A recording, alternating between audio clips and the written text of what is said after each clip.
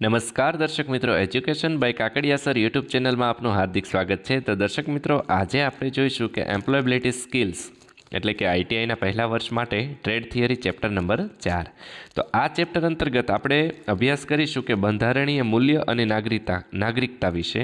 તો તેની અંદર બંધારણના આમુખ વિશે આપણે ચર્ચા કરીશું, બંધારણના માર્ગદર્શક સિદ્ધાંતો, બંધારણના મૂળભૂત અધિકારો અને મૂળભૂત ફરજો વિશે આપણે આ વિડીયો દ્વારા વિગતવાર ચર્ચા કરીશું।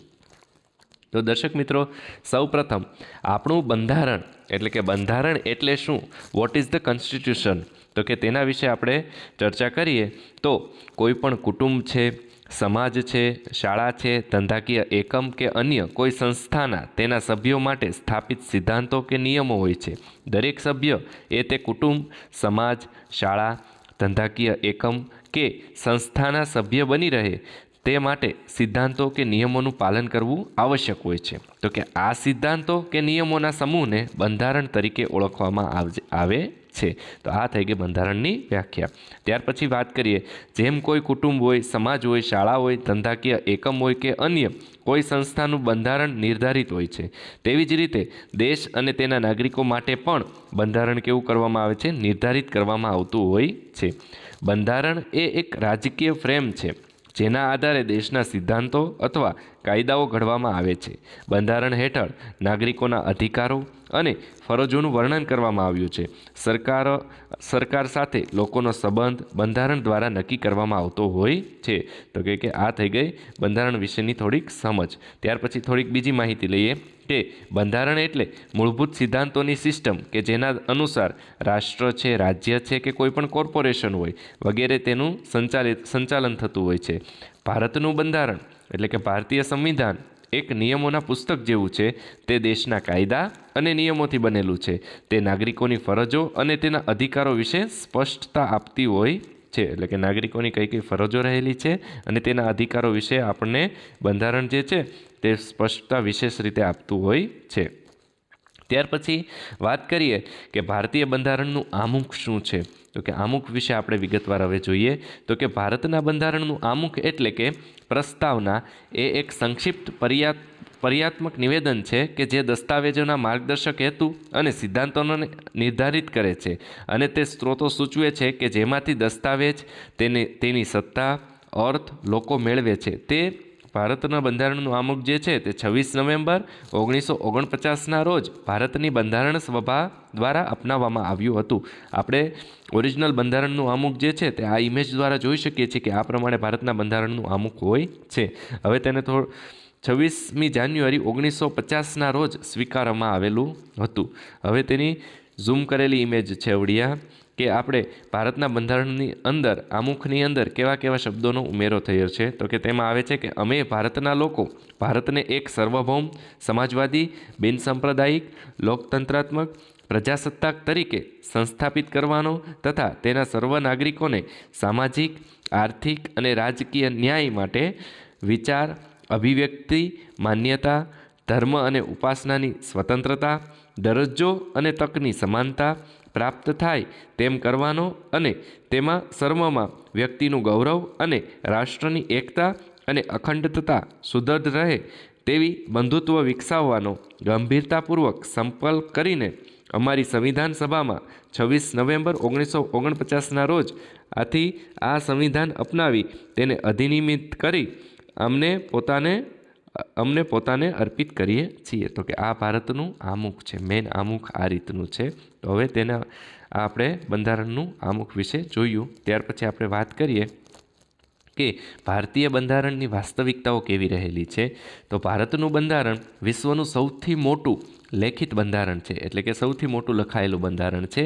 બંધારણ સભામાં કુલ 283 સભ્યોએ બંધારણ પર હસ્તાક્ષર કર્યા। વિવિધ સમિતિઓની બેઠક પછી ભારતના બંધારણના મુખ્ય શિલ્પી ડૉક્ટર ભીમરાવ આંબેડકરની અધ્યક્ષતામાં એક મુસદ્દા સમિતિની રચના કરવામાં આવી હતી।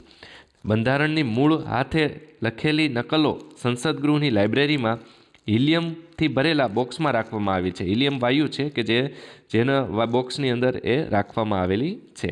આપણા બંધારણ દ્વારા માન્યતા પ્રાપ્ત મૂળભૂત અધિકારો પર અમેરિકન બંધારણમાં અપનાવ્યા છે. અમેરિકન બંધારણે પણ આપણા મૂળભૂત અધિકારો અપનાવ્યા છે આપણા બંધારણ ઉપરથી.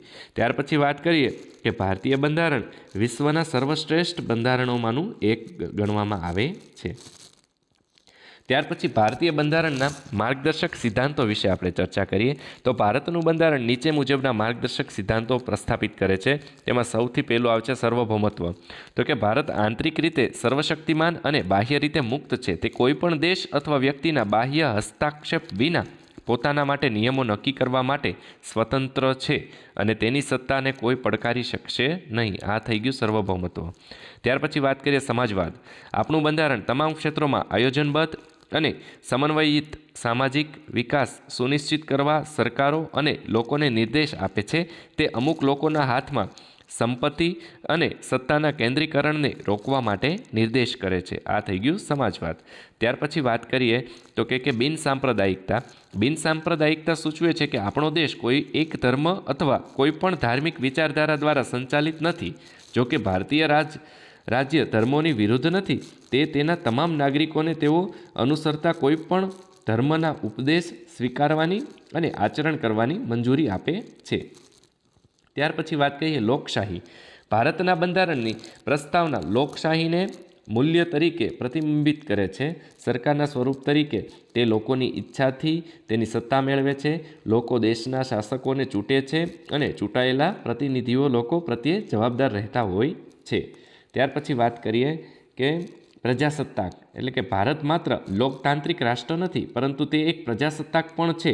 પ્રજાસત્તાક બનવાનું સૌથી મહત્વપૂર્ણ પ્રતીક એ રાજ્યના વડાનું કાર્યાલય છે. એટલે કે રાષ્ટ્રપતિ જે ચૂંટાય છે અને જેમ રાજશાહી સાથેની સિસ્ટમમાં જોવા મળે છે તેમ તેને આનુવંશિકતાના આધારે પસંદ કરવામાં આવતો નથી. એટલે કે પ્રજા દ્વારા ચૂંટવામાં આવે છે. ત્યાર પછી ન્યાયની વાત કરીએ તો કે બંધારણ નિર્માતાઓએ બંધારણીય મૂલ્યો તરીકે સામાજિક, આર્થિક અને રાજકીય ન્યાયનો સમાવેશ કર્યો છે. આમ કરીને તેઓએ ભારપૂર્વક જણાવ્યું છે કે ભારતીય નાગરિકોને અપાયેલી રાજકીય સ્વતંત્રતા સામાજિક, આર્થિક બાબત પર આધારિત નથી, સામાજિક વ્યવસ્થાના નિર્માણમાં નિમિત્ત બની રહેશે. તો કે આ થઈ ગઈ ન્યાયની બાબત. ત્યાર પછી વાત કરીએ તો કે સ્વતંત્રતા. ભારતીય બંધારણની પ્રસ્તાવના મુખ્ય મૂલ્યોમાંના એક તરીકે સ્વતંત્રતાને સ્વીકારવામાં આવી છે. તે વિચાર હોય, આપણા અભિવ્યક્તિ હોય, માન્યતા હોય, વિશ્વાસ હોય અને ઉપાસનાની સ્વતંત્રતાને ફેરવે છે.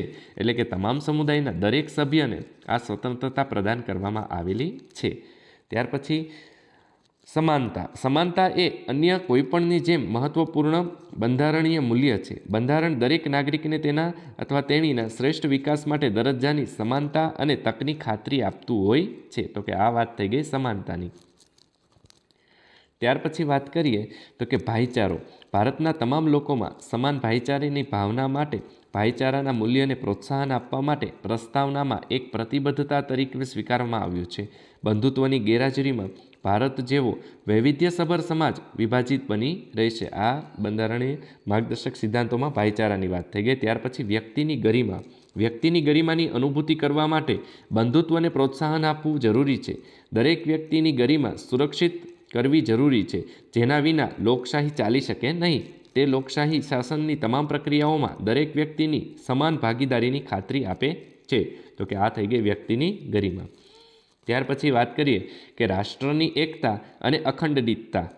દેશની આઝાદીને અકબંધ રાખવા માટે રાષ્ટ્રની એકતા અને અખંડિતતા ખૂબ જ જરૂરી છે. તેથી દેશના તમામ રહેવાસીઓમાં એકતા જાળવવા પર ભાર મૂકવામાં આવ્યો છે.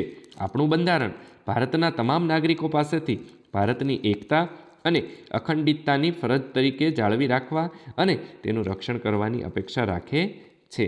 તો આ થઈ ગયા આપણા ભારતીય બંધારણના માર્ગદર્શક સિદ્ધાંતો. હવે ત્યાર પછી વાત કરીએ કે મૂળભૂત અધિકારો એટલે કે ફંડામેન્ટલ રાઇટ્સ શું છે આપણા ભારતીય બંધારણના. તો તેના વિશે વાત કરીએ તો કે તે નીચે મુજબ દર્શાવી શકાય. તેમાં સૌપ્રથમ આવે છે સમાનતાનો અધિકાર. એટલે કે આ અધિકાર જાતિ, વર્ગ, સંપ્રદાય, લિંગ, જન્મસ્થળ અથવા જાતિને ધ્યાનમાં લીધા વિના દેશના તમામ નાગરિકો માટે સમાન અધિકારોના મહત્ત્વની ચર્ચા કરે છે. તેમાં કહેવામાં આવ્યું છે કે રોજગાર અને અન્ય ક્ષેત્રોમાં સમાન તકો પૂરી પાડવામાં આવશે. ત્યાર પછી છે બીજું સ્વતંત્રતાનો અધિકાર. આ દેશના સૌથી મહત્વપૂર્ણ અધિકારોમાંથી એક છે. ભારતીય બંધારણ દેશના રહેવાસીઓને વિવિધ રીતે સ્વતંત્રતાની ખાતરી આપે છે. ભારતીય બંધારણમાં આ કલમ હેઠળ નાગરિકોને અભિવ્યક્તિ, ભાષણ, હથિયારો વિના એકઠા થવાની, કોઈપણ વ્યવસાયની પ્રેક્ટિસ કરવાની અને દેશના કોઈપણ ભાગમાં રહેવાની સ્વતંત્રતા પ્રદાન કરે છે. ત્યાર પછી વાત કરીએ તો શોષણ સામે રક્ષણનો અધિકાર, એટલે કે બાળમજૂરી છે, માનવ તસ્કરી છે અથવા અન્ય પ્રકારની ફરજિયાત મજૂરીને પ્રોત્સાહન આપતી કોઈપણ પ્રવૃત્તિ પ્રતિબંધિત કરવામાં આવે છે. ત્યાર પછી ધર્મની સ્વતંત્રતાનો અધિકાર, એટલે કે ભારત એક બિનસાંપ્રદાયિક દેશ છે જેમાં વિવિધ ધર્મો અને આસ્થાના લોકો રહે છે. તે જરૂરી છે કે આપણે તેમજ ભારતીય બંધારણ ધાર્મિક સ્વતંત્રતાને પ્રોત્સાહિત કરીએ છીએ. તો કે ત્યાર પછીના અધિકારોની વાત કરીએ તો તેમાં આવે છે સાંસ્કૃતિક અને શૈક્ષણિક અધિકાર. આ એવા અધિકારો છે કે જે સાંસ્કૃતિક, ધાર્મિક અને ભાષાકીય લઘુમતીઓને તેમના વારસા અને સંસ્કૃતિને સાચવીને તેમના અધિકારો સંરક્ષિત કરવામાં મદદ કરે છે. ત્યાર પછી આવે છે બંધારણીય ઉપાયોનો અધિકાર. આ અધિકાર અગાઉ તમામ અધિકારોને બંધન કરતા છે, કારણ કે આ અધિકાર સુનિશ્ચિત કરે છે કે અન્ય કોઈપણ આવશ્યક અધિકારોનું કોઈપણ રીતે ઉલ્લંઘન થતું નથી. દેશના કોઈપણ નાગરિક જે માને છે કે તેમના અધિકારોનું ઉલ્લંઘન થયું છે તેને કોર્ટમાં જવાનો અને ન્યાયની માંગ કરવાનો અધિકાર રહેલો છે. ત્યાર પછી આપણી મૂળભૂત ફરજોની વાત કરીએ, એટલે કે ફંડામેન્ટલ ડ્યુટી કઈ કઈ છે. તો તેમાં આપણે વાત કરીએ કે ભારતીય બંધારણ દ્વારા ભારતીય નાગરિકોને મૂળભૂત અધિકારોની સાથે મૂળભૂત ફરજો પણ આપવામાં આવી છે, જે નીચે મુજબ છે. તેમાં સૌપ્રથમ આવે છે ભારતીય બંધારણનું પાલન કરવું અને તેના આદર્શો અને સંસ્થાઓ, રાષ્ટ્રગીત અને રાષ્ટ્રધ્વજનું સન્માન કરવું. ત્યાર પછી વાત કરીએ કે વ્યક્તિએ આઝાદી માટેના રાષ્ટ્રીય સંઘર્ષને પ્રેરિત કરતા ઉમદા આદર્શોનું પાલન કરવું જોઈએ. ત્યાર પછી તો કે ભારતની સાર્વભૌમ એકતા અને અખંડિતતાને જાળવી રાખવી અને તેનું રક્ષણ કરવું જોઈએ. ત્યાર પછી જ્યારે જરૂર પડે ત્યારે દેશની રક્ષા કરવી અને રાષ્ટ્રીય સેવા આપવી. ત્યાર પછી વાત કરીએ તો ધાર્મિક, ભાષાકીય અને પ્રાદેશિક અથવા વિભાગીય વિવિધતાને પાર કરીને ભારતના તમામ લોકોમાં સંવાદિતા અને સમાન ભાઈચારાની ભાવનાઓને પ્રોત્સાહન આપવું અને મહિલાઓને ગૌરવને અપમાનજનક પ્રથાઓનો ત્યાગ કરવો જોઈએ. ત્યાર પછી મૂળભૂત ફરજોમાં આવે છે 6 નંબરની દેશની સંયુક્ત સંસ્કૃતિના સમૃદ્ધ વારસાનું મૂલ્યનું અને જાળવણી કરવી જોઈએ. ત્યાર પછી આવે છે જંગલો, તળાવો, નદીઓ અને વન્યજીવન સહિત કુદરતી પર્યાવરણનું રક્ષણ અને સુધારો કરાવી અને જીવો પ્રત્યે દયા રાખવી જોઈએ. ત્યાર પછી આવે છે વૈજ્ઞાનિક અભિગમ, માનવતાવાદ અને સંશોધન અને વિકાસની ભાવનાઓનો સ્વીકાર કરવો જોઈએ. ત્યાર પછી આવે છે જાહેર સંપત્તિનું રક્ષણ કરવું અને હિંસાનો ત્યાગ કરવો જોઈએ. ત્યાર પછી 10મું વ્યક્તિગત અને સામૂહિક પ્રવૃત્તિના તમામ ક્ષેત્રોના શ્રેષ્ઠતા તરફ પ્રયત્ન કરવો, જેથી રાષ્ટ્ર સતત પ્રગતિશીલ અને સિદ્ધિઓના ઉચ્ચ સ્તર સુધી પહોંચે. અને ત્યાર પછી આવે છે છેલ્લું 11મું 6 થી 14 વર્ષની વયના વચ્ચેના બાળકોને શિક્ષણ માટેની તકો પ્રદાન કરવી જોઈએ. તો આ ટોટલ 11 આપણી જે મૂળભૂત ફરજો છે. તો દર્શક મિત્રો, આ થઈ ગયું આપણું એમ્પ્લોયબિલિટી સ્કિલનું 4થું ચેપ્ટર. તો દર્શક મિત્રો, આપને અમારો આ વિડીયો પસંદ આવે તો અમારી આ ચેનલને લાઇક, સબસ્ક્રાઈબ અને શેર કરવા વિનંતી.